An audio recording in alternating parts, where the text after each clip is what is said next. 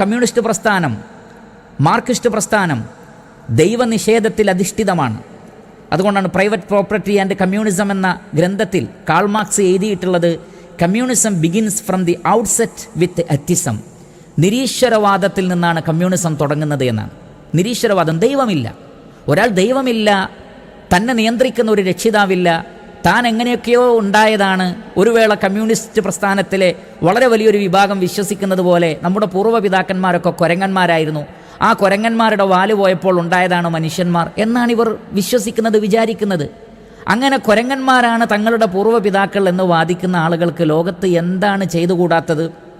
മാത്രമല്ല, മരണാനന്തരം ഒരു ജീവിതമില്ലെങ്കിൽ പിന്നെ മാക്സിമം ഈ ലോകം അടിച്ചു പൊളിക്കാൻ വേണ്ടി ഉപയോഗിക്കുക എന്നുള്ളത് തന്നെയാണല്ലോ ഏറ്റവും യുക്തിഭദ്രമായിട്ടുള്ളത് അവരുടെ കാഴ്ചപ്പാടിൽ. കാരണം മരണശേഷം ഇനി ഒരു ജീവിതമില്ല, മരിച്ചു കഴിഞ്ഞാൽ എല്ലാം കഴിഞ്ഞു എന്ന് മാത്രമല്ല, നമ്മെ നിയന്ത്രിക്കാനോ നമ്മളോട് ചോദിക്കാനോ ഒരു അധികാരി ലോകത്തില്ല.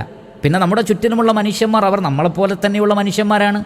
കയ്യൂക്കുള്ളവൻ അവൻ്റെ വാദം സ്ഥാപിക്കും.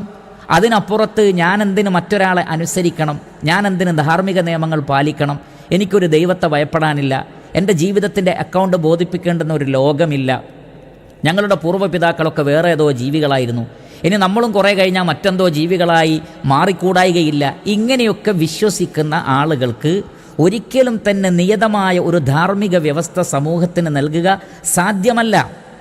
കമ്മ്യൂണിസ്റ്റ് പ്രസ്ഥാനത്തിന് എത്തിസത്തെ, ദൈവനിഷേധത്തെ അവരുടെ ആദർശത്തിൽ നിന്ന് അടർത്തി മാറ്റാൻ കഴിയില്ല എന്നുള്ളത് വ്ളാദിമിർ ലെനിൻ വളരെ കൃത്യമായി വ്യക്തമാക്കിയിട്ടുണ്ട്.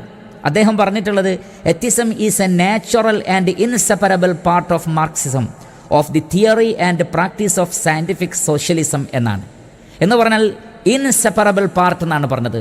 മാർക്സിസത്തിൻ്റെ വിഭജിക്കാൻ കഴിയാത്ത ഭാഗമാണ്, അതിൻ്റെ പ്രകൃതിപരമായ സ്വഭാവമാണ് ദൈവനിഷേധം എന്നുള്ളതാണ്.